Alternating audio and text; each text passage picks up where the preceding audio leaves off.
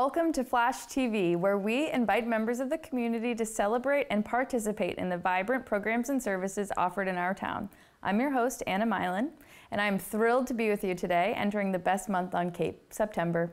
Stay tuned for local living stories of services and community, where each month I'll have a chance to sit down with Chatham community members and hear their stories. Later in the show, I'll be talking with Kelly Connolly, recovery coach for the town of Chatham. Before we get into our September program schedule, I'm here with Carrie Kelly, our outreach coordinator for the Center for Active Living. We have just some important reminders and updates about our ongoing services to talk about. So thank you for being with me, Carrie. Welcome. Thank you for having me. How are you doing? I'm good. Yeah? I'm good. Yeah, excited for September and the fall? I am. I love the nice cool off fall when we get to have our space back. Yeah, I know. It will be nice to have our space back. So we have a couple of things to talk about, but I thought we could start with the Healthy Meals in Motion program. This is something that the Council on Aging's been doing or offering to the community for years now. I know that the program started in 2016, but can you share a little bit about what exactly Healthy Meals in Motion is? Healthy Meals in Motion is a program that we offer at the Council on Aging where members sign up. It's not income dependent to sign up for the Healthy Meals in Motion. You sign up, and once you're in the program, we give you a monthly meal ticket. So it's it's a menu of items that you can select from the Family Pantry on Cape Cod. It's your breads, your cheeses, and it's a staple couple of bags of groceries that then the third Wednesday, I believe, of the month, a big truck will come with everybody's individual bags based on their choices, all separated and portioned out. And then you drive through and we will load your groceries into your car and you drive off and get free groceries. Free groceries. Yeah. You know, a lot of us are on fixed incomes or not having as much as the groceries are expanding their costs is quite a big expense these days. Yeah, going to the grocery store is a tough experience sometimes. Yeah. And it's not just seniors that are eligible for this program, right? Yeah. Everyone in the community? Everybody in the community is eligible. And it's done through the Family Pantry of Cape Cod. So if you were going to look about it and read up on it, you would go to their website. But you can always call me. Yes. I can tell you all about it. You can always answer questions about it. I can answer. Great. We've had a lot of people recently sign up for that program. It's definitely a fun day for us at the CFAL to see so many members of the community get their groceries and not have to worry about that. So, you know, I'd urge everyone to look into it and come and ask Carrie questions. Yeah, I'm here. Come and ask me. Yeah. So next up, as we approach October, that means open enrollment season starts. I'm sure a lot of people are familiar with that and maybe not. So can you talk a little bit about what open enrollment is and then, you know, maybe touch on the Shine appointments that we also offer? So open enrollment is in October, and it's kind of like all the insurance companies, Medicare, everybody just decides this is the time you get to make changes in your plans, choose a different plan, choose a different company. But it gets really confusing. Most people who are working, it kind of goes through your employer. But once you're retired, it's kind of a free-for-all. You're getting calls all the time. So open enrollment is in October. We have a Shine program year-round that will help people navigate some of the choices, options, and what can I get, what can I get. And these are trained individuals. I don't have the knowledge that they have about it. They have a wealth of knowledge about all the programs that are out there.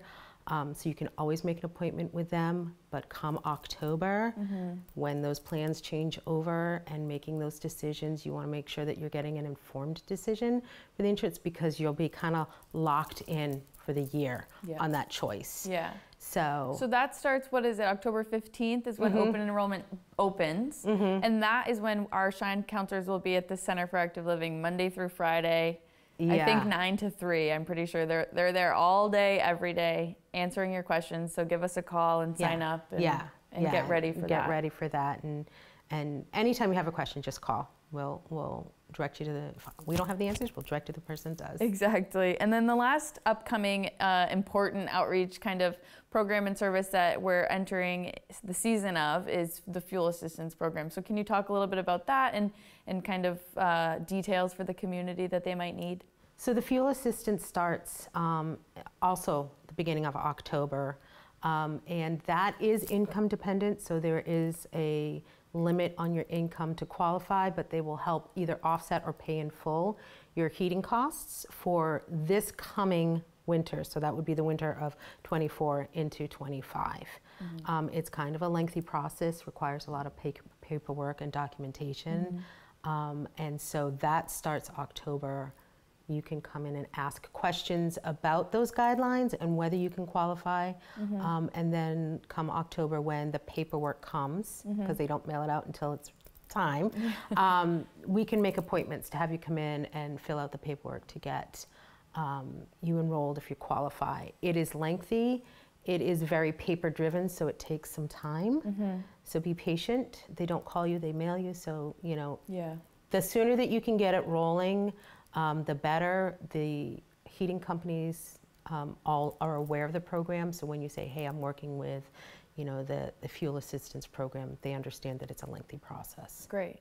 And if someone who is previously enrolled in that or has taken advantage of that program in the past, what does the process look like for them versus someone who's maybe new to the program and signing up for the first time? People who are already enrolled or were in it last year will get, I believe it's going to be a yellow letter. It's going to be a letter that's on yellow paper saying that it's time to re-enroll, and it's much easier. You just need to update your previous stuff. Okay. So taxes and all that income, just anything new. Don't have to do the whole kit and caboodle. Perfect. So just when someone's coming in or maybe they're thinking about it, do you know what documents they'd need to come in and fill out the application with you off the top of your head, or is that something that they could call and find out beforehand? I mean, it's not a lengthy list, but if you're thinking, and this isn't all of them, it's your taxes, it's bank statements, it's any kind of retirement funds that you have, it's your electric bills, your mortgage, all of those kinds of things. It's going to let them know, and this is done through the state, how much money and income you have so that they can make a determination. Awesome. And if someone receives a letter in the mail that maybe is posing as fuel assistance but could possibly be a scam, is that something that you'd be able to help identify? Absolutely. There's a very specific look to them. Whenever you're in doubt, just give us a call. Great. And we'll look through and make sure that it's not a scam, it's actual. And anytime you get a letter, bring it in and we'll see what they're looking for and straighten it out and continue on. Great. Awesome. Well, if anyone has any questions, reach out to Carrie. She has all the answers, and if she doesn't have them, she'll find it. I will find it. Thanks so much, Carrie. Thank you. Stay tuned for the September schedule. Happy September, Chatham. Let me be the first to announce local summer is here. The weather is gorgeous, but I can mostly find parking on Main Street. A left on 28 isn't as much of a hassle, and best of all, the throngs of beachgoers have dissipated. But as the tourists return to their homes and town begins to quiet, I'd like to remind you that the Center for Active Living is just as bustling as Main Street in July. This month, we have an action-packed schedule, important reminders, and an interesting interview. So let's dive into September. Kicking things off, we have our monthly bingo game at 2 p.m. on Wednesday, September 4th. This game will be Labor Day themed, so wear your white and walk out a winner. September is National Emergency Preparedness Month, and Cape Cod is a unique place with many areas-specific hazards that change throughout the seasons. It's important to be aware of potential hazards and prepare accordingly. Join Chip Riley, Director of Emergency Preparedness for Barnstable County, on Friday, September 6th at 11 a.m. and learn how you can become storm ready. This month at the CFAL, we have Preparedness on the Brain, and we invite you to join VNA Public Health Nurse on Monday, September 23rd at 11 a.m. for a fall wind-down presentation, where topics such as skin health, food, and energy access for winter, and the importance of decluttering at home will be discussed. If you're looking for some opportunities to get out into the community, I have a few options. In collaboration with the Eldridge Public Library, I'm proud to announce this next program, Music in Dementia, Finding the Piano. Scheduled for Monday, September 9th at the Eldridge Public Library at 1 p.m., Dr. Randy Labar will share the heartfelt journey she has taken with her 96-year-old mother. Dr. Labar will explore the profound magic and power music has had in her mother's battle with dementia. This moving presentation promises inspiration, education, and hope to those navigating the challenges of cognitive decline with their loved ones. Registration is recommended, so please visit the EPL website under events or call the CFAL and sign up with Alexis. Tuesday, September 10th at 10 a.m., the Center for Active Living has organized a private tour and presentation at the Atlantic White Shark Conservancy. Participants will learn about the magnificent and misunderstood great white shark through interactive exhibits, videos, and displays. We will also hear from their research staff and learn about Cape Cod's most captivating summer residents. While space is limited, all are welcome, so just give us a call to sign up. The Friends of the Chatham Council on Aging invite all those Chathamites born in September to celebrate with us on Wednesday, September 11th at 12 p.m. Don't miss this chance for lunch, a birthday treat, and chance to win a gift card to a local business. Also sponsored by the Friends, Gratitude in You, Finding Joy in Every Day. Scheduled for Monday, September 16th, we welcome senior educator Paul Gentile to the CFAL, where he will give an inspiring session on the life-changing benefits of gratitude. He will explore how simple acts of thankfulness can elevate your mood, improve your health, and increase self-worth. Reminder to my senior yogis, we offer bi-weekly classes at the Chatham Community Center. Come discover the benefits of yoga with Ashley Woodworth from 1 to 2 p.m. Chair yoga on Tuesdays and gentle flow mat yoga on Thursdays. Give us a call to sign up and to make sure you have an updated medical release form. Ashley will also be facilitating a sound meditation on Wednesday, September 18th at the CFAL, starting at 2 p.m. This is a deeply relaxing experience that will provide mental clarity through calming sounds and vibrations. Give us a call to sign up today as space is limited. Chatham Tai Chi returns to the Community Center this month on Tuesdays from 8 to 9 a.m. Join for a low-impact, slow-moving exercise proven to help maintain strength, flexibility, and balance. Easily adaptable for all levels, this class is one you don't want to miss. Strong at Heart also returns this month. This free exercise program hosted by the VNA of Cape Cod will be a mix of interval training to build strength and endurance while challenging balance and your brain. Held on Thursdays from 10:45 to 11:45 at the Community Center, this program requires advanced registration with the VNA. Please call 508-957-7423 for more information. Lastly, on our list of health and wellness offerings, we will be hosting a Walk It Out challenge and presentation. On Wednesday, September 4th at 1 p.m., join a VNA physical therapist for informative presentation on the benefits of walking, proper gear and techniques, and you'll be introduced to a 4-week progressive walking challenge. Give the CFAL a call to register today. For our classic film series this month, we will be showing Bells Are Ringing, starring Judy Holliday and Dean Martin on Wednesday, September 11th at 1 p.m., and Hitchcock's Saboteur, starring Robert Cummings and Priscilla Lane on Wednesday, September 25th at 1 p.m. Popcorn will be provided. An exciting new art class is being held this month. Join volunteer Barbara Nickerson on Friday, September 27th at 10 a.m. for Washi Tape Wonders. Unleash your creativity and explore the endless possibilities of washi tape. Learn what it is and ways to use it to take your bland projects to beautiful. All materials are provided, but registration is required, so give us a call. The Alzheimer's Family Support Center will continue hosting a caregiver support group. To register or to learn more, give them a call at 508-896-5710. The group will meet on Tuesday, September 10th and September 24th at 10:30 a.m. at the Center for Active Living. Now for my favorite part of the show, Local Living, Stories of Services and Community, where each month I'll have a chance to sit down with Chatham community members and hear their stories. Today, please join me in welcoming Kelly Connolly, recovery coach for the town of Chatham. Hello. Hi, Kelly. How are you? I'm great. How are you? I'm doing well. Are you enjoying the summer so far? Yeah, it's a busy summer. It sure is. Yeah, not as eventful as far as socializing, but yes, it's good. Doing a lot of work, I bet. Yeah. Do you live in this area? I live in Brewster. Oh, nice. Yeah. That's good. So you don't have too bad of a commute. No, That's awesome. no. Well, tell me a little bit about yourself and how you found yourself in Chatham and your job at Outer Cape Health and all that, your career. So I started Outer Cape in 2019, I want to say. I was in the Access Center answering calls, and I thought, no, I can't do this for long.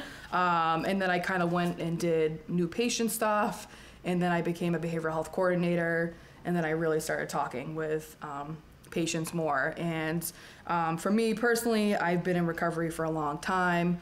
So when they created the Recovery Services Program, I really was not, I didn't really have, I don't say much interest in it because I, did it myself outside of work. Sure. And then my director was like, I think you'd be really good in this role. And I'm like, I don't know. I'm in school and, I don't know. But I was like, it's worth a shot. So I've been doing that for 2 years now. And I'm still in school. What are you in school for? Psychology. Oh, nice. Yeah. That's awesome. Yeah. Well, very applicable then. Yeah. It all works out together. So. Yeah, for sure. Yeah. That's awesome. So tell us about your role. Like, what is a recovery coach? What do you do? What's your typical day? Like. So it's basically, offering support services to those who are in need. Sometimes that looks like helping them get into detox or rehab. Sometimes that means meeting them one-to-one and, hoping that just by having a connection with myself or another, that they'll, realize that sobriety is the way to go. It is a harm reduction model, so it doesn't matter if you're still using substance or drinking. The goal is to hopefully, get sober. I am on the road a lot. I am in the community of Chatham. Yes. I work with the community of Harwich. So I either go to people's homes or I meet them in the clinic or I meet them at the police station, which is a little intimidating for some. For sure. But yeah, so I'll do that and it depends on where they're at with their own selves and Sure. and go from there. Just kind of meeting people where they're at. Yeah. So this role you're the first person to hold it, right, in Chatham? Yes. That's awesome. Yeah. So it's all based off of the Massachusetts opioid settlement. So Correct. the funds that are used for this position, your hours in town, are coming from that. Yep. Can you tell us a little bit about like that settlement or whatever you might know, like why this program has become? I think from what I've gathered and what I've known, this has been in the works for a while. They have had this settlement money for a while and they're like, what are we gonna do with it? Sure. So my director, Brianne Smith, decided to kind of reach out and say, hey, why don't we contract with you? We have a recovery coach, similar to almost like our navigators. Sure. So it ended up working out with Chatham and Harwich. So yeah, they're using it for that. We also have client expense money. So if you're participating in recovery services, we can help you with expenses like billing, utilities. Say you want to exercise for a month, and we'll help you with that. Awesome. Yeah. That's great. So when you're working with people, like how do you establish that trust with someone? It's hard to ask for help, and so I'd imagine it's difficult to continue asking. Like what tools do you use to try and foster those positive relationships? I think because I have lived experience, Yeah. they're like, oh, okay, she understands what we're saying. And sometimes they're not really open initially, and then we keep talking, and they're Yeah. like, oh, okay, like she's comfortable to talk with. For sure. I'm not coming from an overly educated background, so they're like, yeah, I've heard this before. And Sure. I'm like, all right, well, yeah, maybe. You're keeping it real with this. I love that. I feel like that's the best way to do anything. Yeah, absolutely. That's yeah. awesome. So, like, how can communities and individuals continue to support these recovery services? Like, what can we do to just like destigmatize these problems? I think you're doing a fantastic job doing what you're doing just by doing this. I think the presentation we did Yes. a couple months back, even though it was a smaller group, I think it's just getting information out there to individuals. I think Chatham PD, they're great about putting stuff on the social media pages. I think it intimidates people because in reality, it's like, oh, I'm gonna have a beer after work, and then so it's kind of it's been a normal thing for so long for so many people. It's certainly woven into the social Yeah. culture and our daily lives, really. Yeah, like what's the big deal? Yeah. Well, it's like every day, It's not necessarily the healthiest. Yeah, it's not how. Yeah. For sure. Yeah. So what other like resources and programs are out there that you try and encourage people to participate in? Like what's out there for people?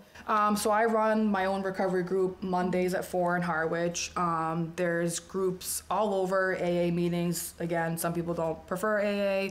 They have Refuge Recovery, which is more of a Buddhist approach to recovery that takes place in Brewster. there's actually tons of different programs out there. So just, it just depends on what they're looking for. Yeah. But yeah, I try to get people involved and not isolate so much, and come to my group on Monday, and they're like, is it going to be AA related? And I'm like, no. Like a teeny bit, but not really. Yeah, no, definitely. What have you, like, for someone who may be watching this and struggling but aren't ready to reach out for help, like, what would you say are some good practices or tools to get them ready and warmed up to the idea of asking for help? I mean, reach out, call me. We can always meet and have coffee. It doesn't have to be this formal clinical setting type thing. If you feel in the back of your mind that you're like, I probably shouldn't be doing this, that would be the time to be like, okay, I think I need to reach out to someone. Sure. But really, it's just about taking that first step and picking up the phone and making a phone call. Are you seeing a lot of, is there like a variety in the clients that you're interacting with as far as like age and demo and everything? Like, what are you seeing as some of the big issues and differences maybe? I mean, it's probably both alcohol and substance. The youngest I probably see is 25, and the oldest is probably 65. Sure. And they're all coming from different walks of life. Yeah. One of them has stage 4 cancer, and so it just depends. But yeah, it's a little bit of everything. Sure. Yeah. And a lot of it's mental health too. So it's usually both. That's a dual diagnose type situation. Sure. So you're in the police department, which I know that you get to work with Diane Nash, our adult behavioral health clinician. She's in the PD too. How has that changed the way that the police are responding to calls and helping the community? Do you think that it's impacted their practices having you guys in there? Yeah, I think it's the fact that they can give a resident a phone number, or to say, hey, we have someone that can reach out to you, and instead of the same old cycle. Or it's the fire department and the EMTs are like, well, we got to bring you up to the hospital again, but and we're like, hey, call. It is nice that you're able to just kind of be there for the community when they need it. That's awesome. I love that. What are some things that you're seeing that maybe you haven't in the past? I know one of the thing that comes to mind in the presentation that you did at the Center for Active Living, we all kind of talked about vaping and how that has really infiltrated the schools especially. And I know that you're mostly working with adults, but what can you say anything on that? Well, we have discussed maybe participating with the youth more. I think that's probably still in the works. The youth is tough. Yeah. They are set in their own ways, and they're not in a place where they're on their own and they're not ready to respond. They're not ready. I did have a younger individual, a Chatham High School student, and he was an awesome kid, and I had asked him his thoughts on it, and he was like, well, if you don't come in there saying you're here to get kids sober, you might have some luck. Yeah. So, I think I have to kind of go in there a little differently than say I would with adults or for sure other individuals. Yeah. I think it's important definitely to participate in the youth more. Yeah. And help them. And help them. Yeah. Yes, absolutely. Looking ahead, what are some of your goals and aspirations for this role and your career?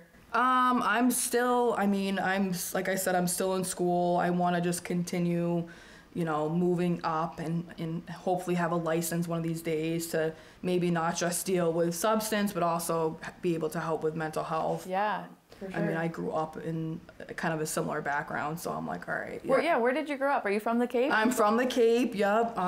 So I have 6 sisters and 1 brother. Wow, big family. Very big family. And so it's been a lot. Pandemonium. I'm one of 3 sisters, so I cannot imagine 6. Yes. That is so crazy. Cool. Well, how do you see your role evolving here? Are you hoping to incorporate some other programs or services or anything? Yeah, I would love to do another group. Yeah. Since I already do one in Harwich, it would be great to do one in Chatham. Yeah. And kind of go from there, and see if there's a space. I mean, I want to stay. Honestly, I love Chatham. I think the way they handle the community is really different than other towns I've been dealing with. But I would love to maybe do more of a group setting here, for especially the youth, and then kind of just continue evolving. You know, there's tons of classes you can take that are free. Cool. There's tons of things you can do to learn about recovery, and That's awesome. multiple pathways to recovery is what they say. Oh, absolutely. What are some things that, like, as family or just community members, people should be on the lookout for? Behaviors or you know, signs? Yeah, isolation would be one, not answering the phone, speech would change, your eyes usually change, maybe even your weight fluctuates. But I think I've noticed that isolation can be a big one. All of a sudden they're not really communicating, and it's kind of like, what's going on? Yeah, absolutely. Yeah, so just... If someone's having concerns about someone close to them, can they reach out to you, Yes. even if they're not the person in recovery? Yeah. Or seeking that? Yeah, and I'll usually put in a call. Great. They don't always call back because they're like, Yeah. okay, well, who's calling and why is she calling? But Yeah. Yep. We want to be able to help family members and Yeah. and be available to them, and Yeah. even if it's like, hey, call this phone number, that they may be able to help, or Yeah. this program would be great. Perfect. So where can people find you? When can they find you? Call me. Call me, email me. I'm in Chatham every Wednesday, noon to 4, but I'm always out in the communities anyways. I don't really have designated hours. Yeah. Just like not after like 6 on the weekend. But yeah, so I'm available pretty much anytime. If I don't pick up, I'm usually pretty good about calling back. I can't text. That's not there anymore. But you can but email. yeah, email or call, pretty much. Awesome. Great. Well, thank you so much. Thank you. Yeah, I thanks for having appreciate me. your time. Yeah, I hope this helps. So Absolutely. Reach out to Kelly. yeah, Thanks. thank you.